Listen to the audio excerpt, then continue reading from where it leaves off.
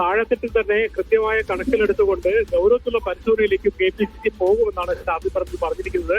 കഴിഞ്ഞ ദിവസം ചേർന്ന KPCCയുടെ വർക്കിംഗ് കോർഡിനേഷൻ കമ്മിറ്റിയിലും ഇക്കാര്യം സംബന്ധിച്ചുള്ള കാര്യങ്ങൾ ചർച്ചയായിരുന്നു.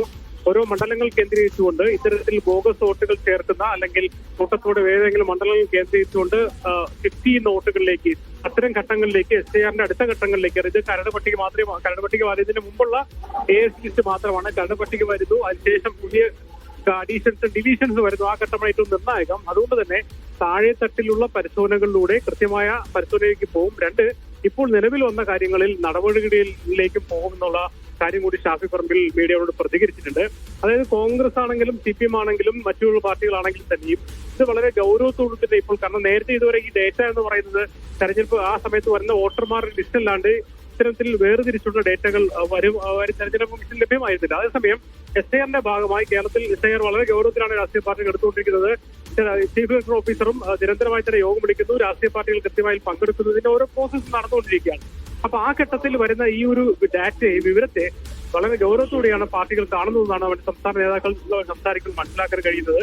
അതുകൊണ്ട് തന്നെ എങ്ങനെയാണ് ഈ സ്ഥലങ്ങളിൽ വന്നത്, ഇനിയും ഇത്തരത്തിൽ BJP കേന്ദ്രീകരിക്കാൻ ഉദ്ദേശിക്കുന്ന സ്ഥലങ്ങളിൽ ഇത്തരത്തിലുള്ള വീണ്ടും വോട്ടുകൾ ചേർക്കാനുള്ള സാധ്യത നിലനിൽക്കുന്നുവെന്ന് പാർട്ടികൾ മനസ്സിലാക്കുന്നത്. അതുകൊണ്ട് തന്നെ വളരെ ഗൗരവത്തിലുള്ള നടപടികളിലേക്ക് ഇനി പോകേണ്ടി വരും. രണ്ട്, ഇപ്പോൾ ഇതെങ്ങനെയാണ് ഇതിലെ ഏറ്റവും പ്രധാനപ്പെട്ട കാര്യം തിരുവനന്തപുരത്തെ അസംബ്ലി മണ്ഡലങ്ങളിലാണ്. അവിടെ എല്ലാം ഒട്ടുമിക്ക തിരുവനന്തപുരം, നേമം, കഴക്കൂട്ടം തുടങ്ങിയ മണ്ഡലങ്ങളെല്ലാം 20% മേളിലാണ് അജ്ഞാത വോട്ടർമാർ. അതിനർത്ഥം ഈ കഴിഞ്ഞ ലോക്സഭാ തെരഞ്ഞെടുപ്പിൽ BJP 1ാം സ്ഥാനത്ത് വന്നു എന്ന് അവകാശപ്പെടുന്നതും ചില മണ്ഡലങ്ങളിൽ അസംബ്ലി തെരഞ്ഞെടുപ്പിൽ അവർ 2ാം സ്ഥാനത്ത് വരുന്നു എന്ന് പറയുന്നതും ഒക്കെ ഈ ബോഗസ് വോട്ട് കൊണ്ടാണ്. അതർവൈസ് അത് UDF 1 or 2 സ്ഥാനത്ത് വരേണ്ട സ്ഥലങ്ങളാണ്, LDF UDF 1 or 2 സ്ഥാനത്ത് വരേണ്ട മണ്ഡലങ്ങളാണ്. അങ്ങനെയല്ലേ?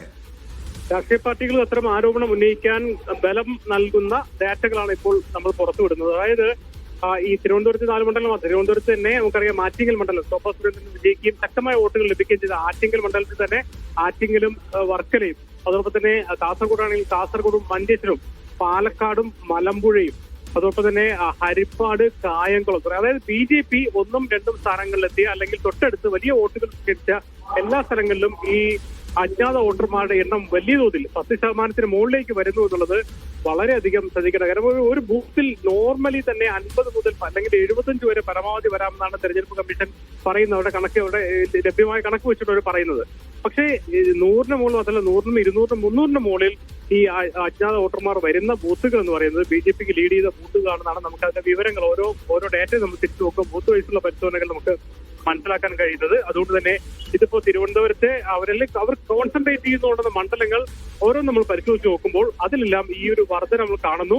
അതിൽ അൺട്രേസബിൾ എന്ന് പറയുന്ന അവരുടെ കാറ്റഗറി, അതായത് അജ്ഞാത വോട്ടർമാർ നമുക്ക് പറയാൻ പറ്റുന്ന അൺട്രേസബിളിലേക്ക് വരുന്നു. മാത്രമല്ല ഷിഫ്റ്റഡ് വോട്ടുകൾ, അതായത് തൃശ്ശൂരിലാണെങ്കിൽ തൃശ്ശൂരിലെ നമ്മൾ നോക്കുമ്പോൾ ചില ബൂത്തുകളിൽ പൂർണ്ണമായും ഷിഫ്റ്റഡ്, അതായത് ആ സമയത്തേക്ക് വേണ്ടി മാത്രം വരുന്നു, പാർലമെന്റിൽ വോട്ട് ചെയ്യുന്നു, പിന്നെ അവർ വീട് മാറിപ്പോകുന്നു. അതിന്റെ കൂട്ടത്തിലാണ് സുരേഷ് ഗോപിയുടെ കുടുംബാംഗങ്ങളുടെ ബന്ധുക്കളുടെ വോട്ട് വന്നിരിക്കുന്നത്. ആ അർത്ഥത്തിൽ ഫോക്കസ് ചെയ്ത സ്ഥലങ്ങളിലേക്ക് വോട്ടർമാരെ കൊണ്ടുവന്ന് വോട്ട് ചെയ്യിപ്പിക്കുന്ന, അതിനുവേണ്ടിയുള്ള നേരത്തെ അദ്ദേഹം പറഞ്ഞ പോലെ ഫ്ളാറ്റുകൾ മറ്റൊക്കെ താമസിപ്പിച്ച് അല്ലെങ്കിൽ അതിനു വേണ്ടിയിട്ട് വാടക കരാറുണ്ടാക്കി, വാടക ഷീറ്റ് ഉണ്ടാക്കുകയും ഏതൊക്കെയോ അർത്ഥത്തിലേക്ക് വോട്ടുകൾ ചേർക്കുന്ന എന്ന് നമുക്ക് ആരോപിക്കാൻ കഴിയുന്ന അല്ലെങ്കിൽ അങ്ങനെ ഉന്നയിക്കാൻ കഴിയുന്ന തരത്തിലുള്ള ഡേറ്റകളാണ് വന്നുകൊണ്ടിരിക്കുന്നത്. സ്വാഭാവികമായിട്ട് വിശദമായ പരിശോധനകൾ ആവശ്യമാണ്. തെരഞ്ഞെടുപ്പ് കമ്മീഷൻ ഈ വിഷയത്തിൽ പരിശോധനയ്ക്ക് പോകുമോ നമുക്ക് അറിയില്ല. അതേസമയം പാർട്ടികൾ ഇക്കാര്യത്തിൽ ഗൗരവത്തിൽ തെരഞ്ഞെടുപ്പ് കമ്മീഷന് മുന്നിൽ ഉന്നയിക്കാൻ തീരുമാനിച്ചിട്ടുണ്ട്. മാത്രമല്ല താഴെത്തട്ടിൽ തന്നെ പരിശോധനകൾ നടത്തിക്കൊണ്ട് ഇത്തരത്തിലുള്ള കാര്യങ്ങൾ ഇനിയും ആവർത്തിക്കാനുള്ള സാധ്യത മുൻനിർത്തിക്കൊണ്ടുള്ള ജാഗ്രതയിലേക്ക് പോകണം എന്നാണ് പാർട്ടികളും പറഞ്ഞിരിക്കുന്നത്.